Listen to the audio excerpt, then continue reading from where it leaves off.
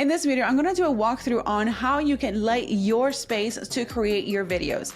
Many times we think that we need to get the best gear, the latest gear for our video, whether you're creating video for YouTube or you're creating video for your podcast. The truth is, you can just use the lighting that comes from your window.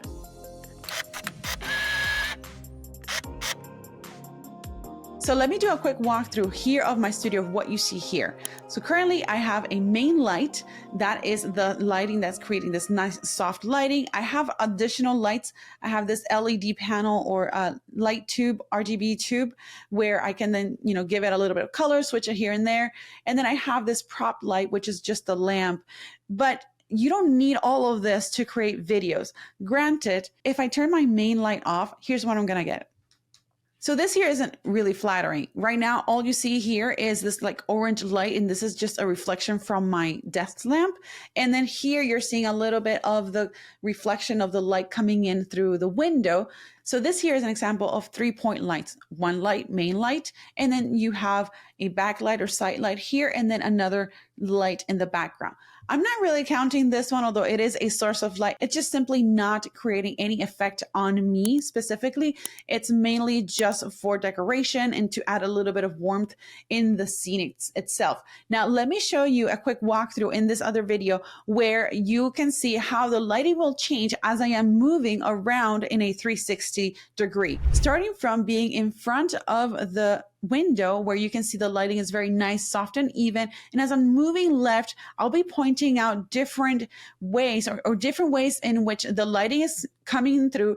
You're starting to see more of the reflection of the light of my desk lamp. You're starting to also see different shadows and different highlights being or showing up on my face, which are not flattering. And then as I continue to turn, you now see that the light or the window is actually in my back or behind me. And you see this a little bit of a halo. This is not really nice because if that's the only source of light that you have, it's going to look blurry because of that halo. And the way that the reason why it looks like this is because of how the light rays are hitting the lens, and then it's creating this effect.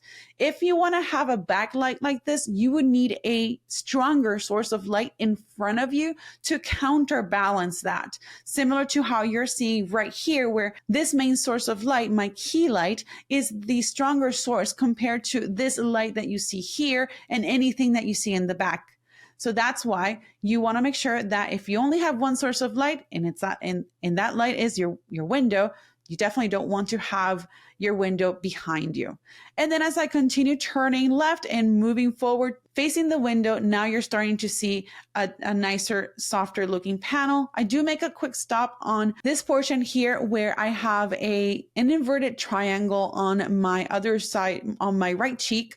And that is the Rembrandt lighting. This is from the French painter Rembrandt. This style of lighting is named after the painter Rembrandt, and it has that inverted triangle, and it's a much more like a dramatic type of lighting. It's a beautiful lighting, but it doesn't mean that it's for everything. So there's occasions where Rembrandt lighting is what's actually called for. But if you just want to do a talking head video, kind of like what you're seeing here for a podcast, and you're just starting out, go the simple route, use what you've got, then just modify the current light that you have using your window. Now, as I'm facing the window, now you see that the light is nice and even. Another thing that you can do to modify that lighting is by getting a linen type or sheer type of curtain. And as you see now, as I'm moving it back and forth, you see that the lighting is a little bit stronger when I don't have the curtain on. And then when I move it, the lighting is a lot softer. Another way that you can modify the lighting from a window is by moving your blinds.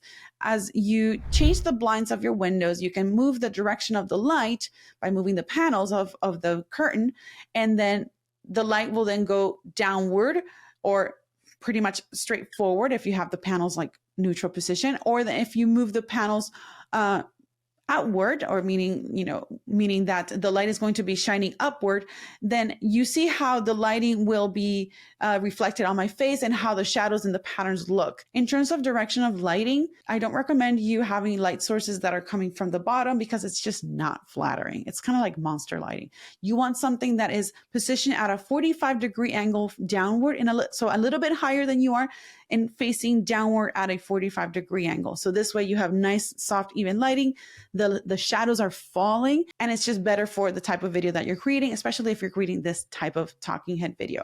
One last thing, when you're looking at shadows and highlights, look at underneath your nose and under your chin to see how the light is falling.